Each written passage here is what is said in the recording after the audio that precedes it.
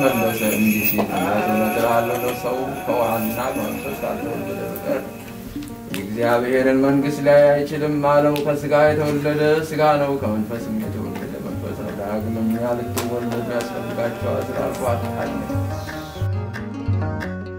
ጠብቆ አሳድጎ ከልጅነቴ አባት የሆነኝ ስለዚህ ሕፃኑን ወደ ቅድስት ቤተክርስቲያን እንዲመጣ ለማሳወቅ በልዑል እግዚአብሔር ስም ቃል ገብቻለሁ። በቤቱ አሳድጎኛል። ይለይብኛል ሚካኤል ይለይብኛል።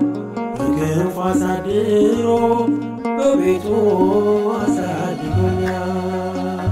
ጠብቆ አሳድጎ ከልጅነቴ አባት የሆነኝ ሚካኤል አባቴ ይለይብኛል ሚካኤል ይለይብኛል። በክንፉ ሸፍኖ በቤቱ አሳድጎኛል።